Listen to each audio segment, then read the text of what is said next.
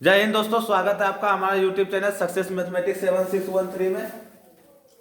चलिए दोस्तों, आज अपना बढ़ते क्रम संख्या ये दोस्तों नंबर का पार्ट टू होगा दोस्तों।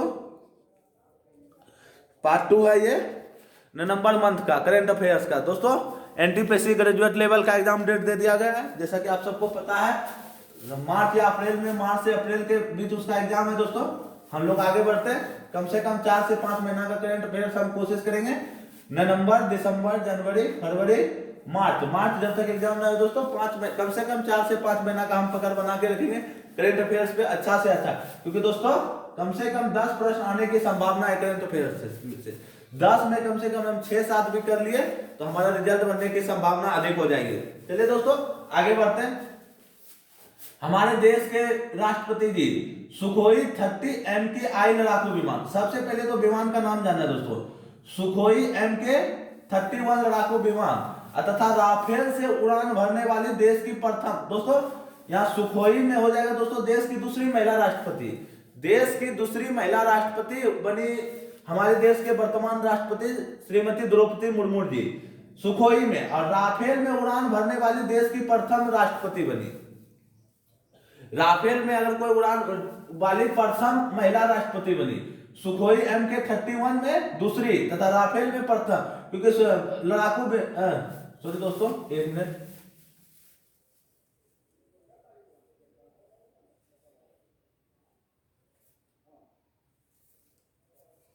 राफेल में उड़ान भरने वाली देश की प्रथम राष्ट्रपति है। सुखोई में पहले भी विमान उड़ान भर चुकी थी। राफेल में उड़ान भरने वाली देश की पहले राष्ट्रपति है।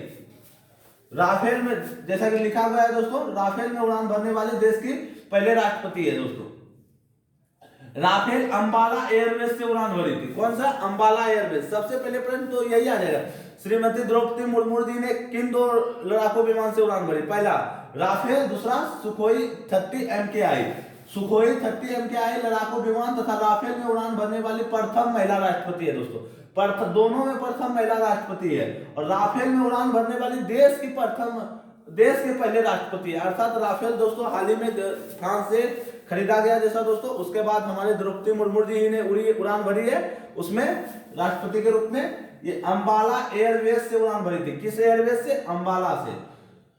सुखोई में 2023 में असम के तेजपुर से, सुखोई 30 में 2023 में असम के तेजपुर एयरवेज से उड़ान भरी थी। सुखोई में कहां से? असम के तेजपुर से, और राफेल में अंबाला एयरवेज से।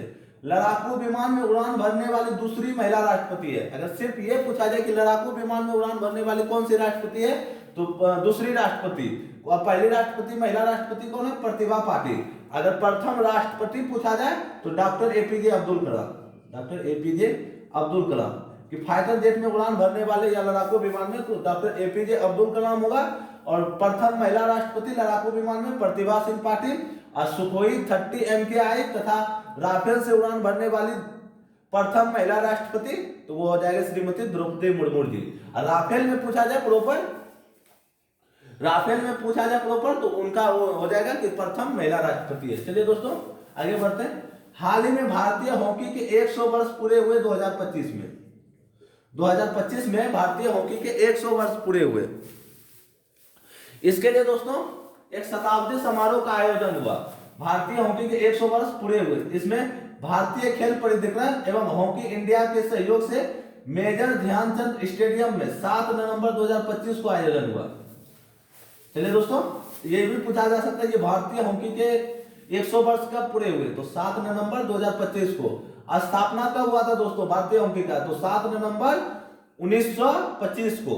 2 प्रश्न बन सकता है दोस्तों, किसके सहयोग से शताब्दी समारोह का आयोजन हुआ? भारतीय खेल प्राधिकरण एवं हॉकी इंडिया के सहयोग से।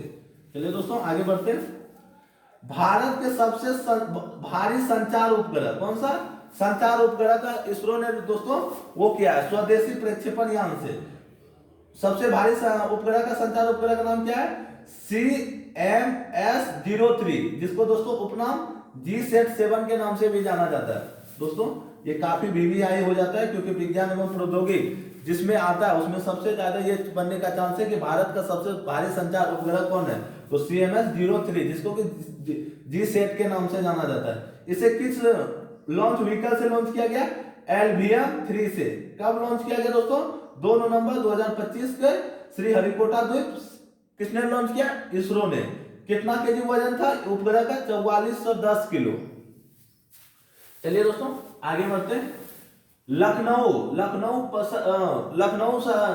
का खान गैस्ट्रोनोमी पाक कला श्रेणी में यूनेस्को की क्रिएटिव सिटी नेटवर्क में शामिल हुआ। कौन दोस्तों? लखनऊ गैस्ट्रोनोमी, ये दोस्तों यूनेस्को के पाक कला श्रेणी की यूनेस्को की क्रिएटिव सिटी है कि खान पान, नवाबों का शहर, ये एक प्रकार का खान पान दिखाया जाता है कि किस तरह का व्यंजन है, इसी तरह का दिखाया जाता है। हमें सिर्फ याद रखना है कि लखनऊ गैस्ट्रोनोमी पाक कला श्रेणी के यूनेस्को क्रिएटिव सिटी नेटवर्क में शामिल हुआ। यह कब शामिल हुआ दोस्तों? 31 अक्टूबर 2025 को। वो कौन सा दिवस बनाते हैं? विश्व शहर दिवस के दिन घोषित हुआ।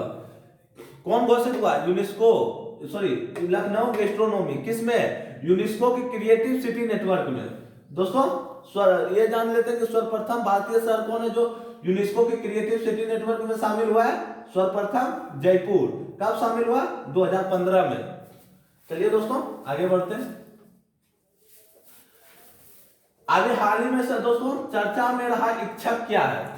ये प्रश्न इसी तरह आएगा दोस्तों कि चर्चा में रहा इच्छक क्या है। वहां ये नहीं लिखा जाएगा कि ये पोत है, ये वो तो ऑप्शन में दिया जाए रहेगा। चर्चा में रहा इच्छक क्या है? ये दोस्तों तीसरा स्वदेशी जल सर्वेक्षण पोत है। तीसरा स्वदेशी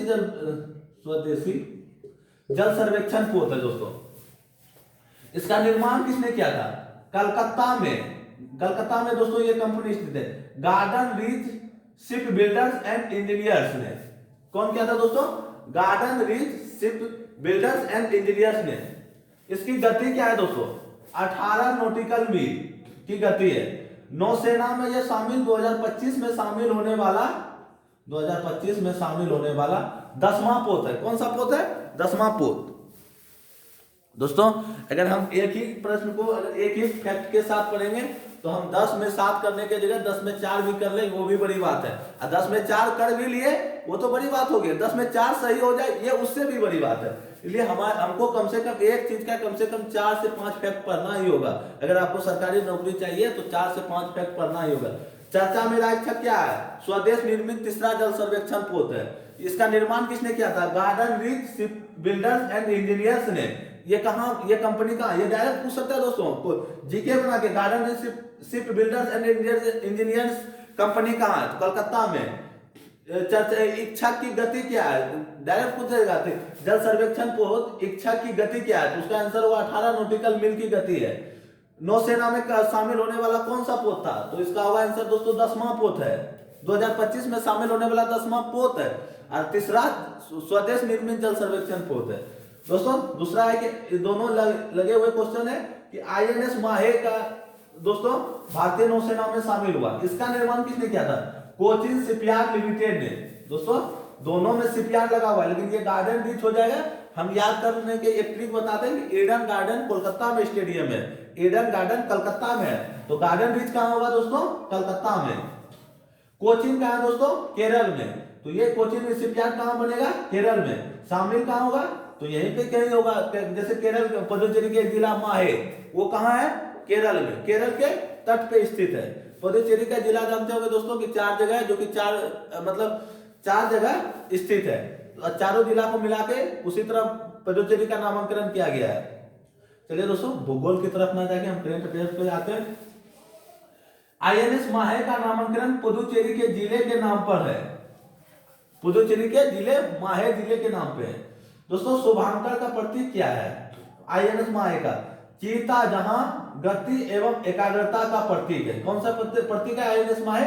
चीता जहां गति एवं एकाग्रता का प्रतीक है। चलिए दोस्तों आगे बढ़ते हैं।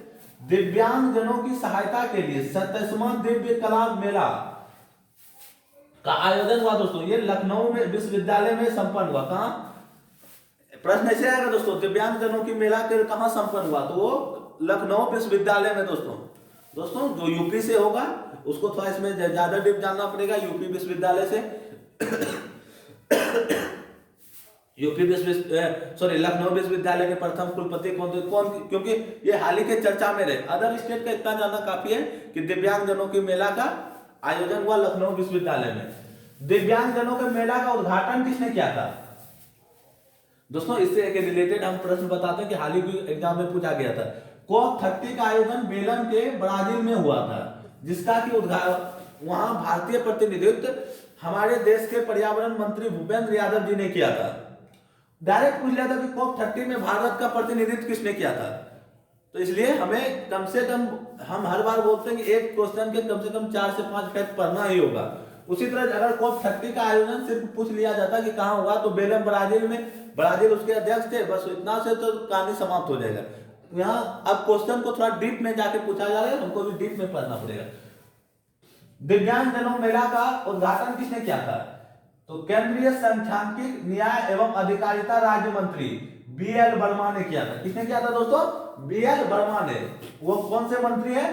केंद्रीय सांख्यिकी, न्याय एवं अधिकारिता राज्य मंत्री BL वर्मा। दोस्तों QS एशिया रैंकिंग 2026 प्रकाशित हुआ है दोस्तों। QS का पहले फुल फॉर्म जान लेते हैं दोस्तों, क्या होता है? क्वेकलेरी साइमंड्स। ये दोस्तों कहां स्थित है? QS क्वेकलेरी साइमंड्स कहां स्थित है? लंदन में यूनिवर्सिटी स्थित है दोस्तों। आप जानते हैं कि रैंकिंग में क्या है दोस्तों?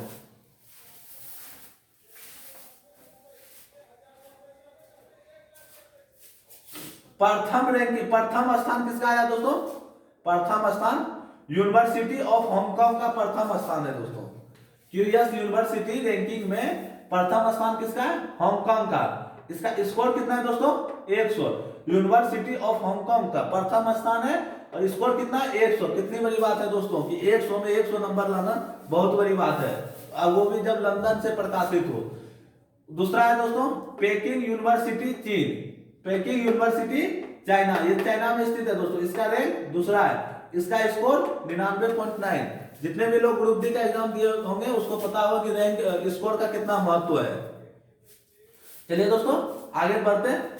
अब भारत का देख लेते हैं। भारत का प्रथम स्थान पे कौन है दोस्तों? भारत का प्रथम, ये नहीं कि मतलब ऑल ओवर में, ऑल ओवर में तो प्रथम है दोस्तों यूनिवर्सिटी ऑफ हांगकांग। भारत के तरफ से प्रथम कौन है? IIT दिल्ली। इसका स्कोर है दोस्तों 78.6।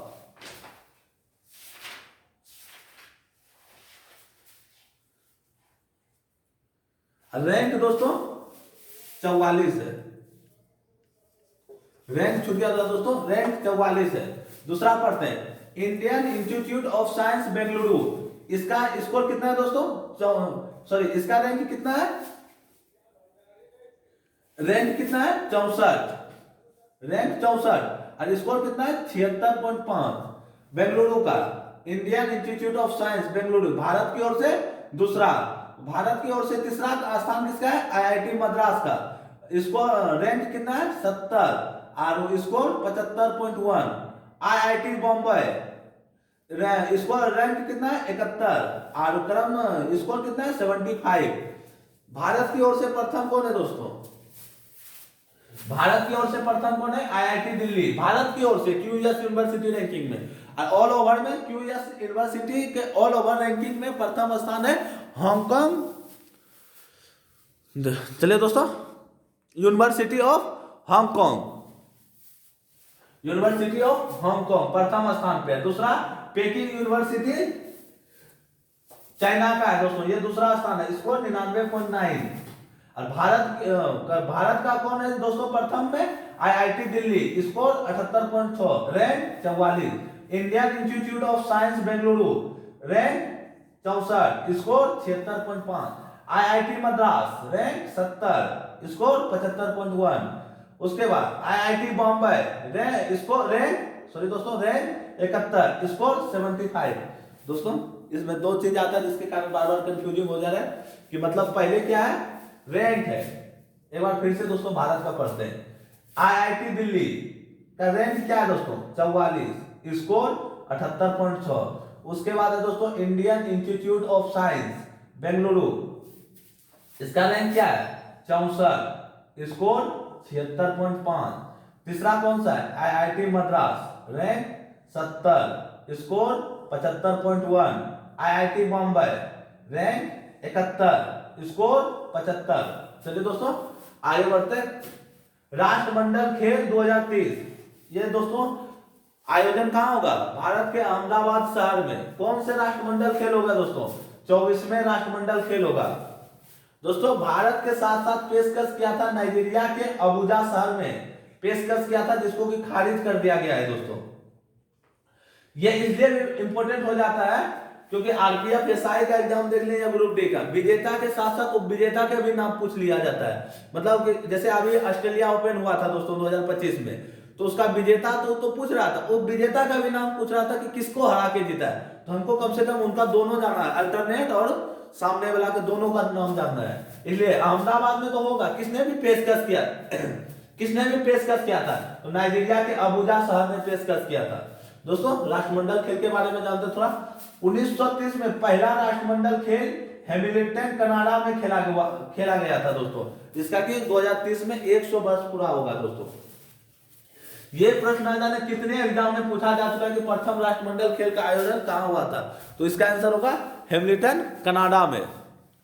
चलिए दोस्तों एक बार फिर से जल्दी जल्दी रिवाइज कर लेते हैं। राष्ट्रपति सुखोई 30 MKI लड़ाकू विमान तथा राफेल से उड़ान भरने वाली प्रथम महिला राष्ट्रपति है। राफेल में उड़ान भरने वाली देश की पहली राष्ट्रपति है, बिल्कुल सही। अंबाला एयरबेस से उड़ान भरा कौन? राफेल। सुखोई में 2023 में असम के तेजपुर, सुखोई 13 होगा दोस्तों, बार बार सुखोई बोल दिया जा रहा है, सुखोई 13 MKI लड़ाकू विमान से उड़ान भरी असम के तेजपुर एयरबेस से। लड़ाकू विमान से उड़ान भरने वाली दूसरी महिला राष्ट्रपति है। तो प्रथम कौन है? प्रतिभा देवी सिंह पाटिल, प्रतिभा पाटिल।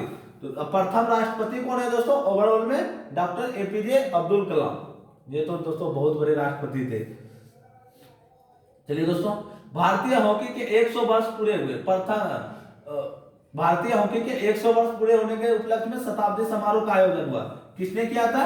भारतीय खेल प्राधिकरण एवं हॉकी इंडिया के सहयोग से। कहा हुआ? मेजर ध्यानचंद स्टेडियम में। कब आयोजन हुआ दोस्तों? 7 नवंबर 2025 को। भारत का सबसे भारी संचार उपग्रह का लॉन्च हुआ। उपग्रह का क्या नाम है? CMS-03 या GSAT-7। किस रॉकेट से? LVM-3 से। 2 नवंबर 2025 को किसने लॉन्च किया? इसरो ने। उपग्रह का वजन कितना था? 4410 kg। ये इसलिए भी इंपॉर्टेंट हो जाता है दोस्तों क्योंकि यहाँ हाल ही में तेलंगाना के जंगल काफी विवाद में था और उसका पूछ लिया था क्षेत्रफल, तो इसका कोई भरोसा नहीं, इसका वजन पूछ ले।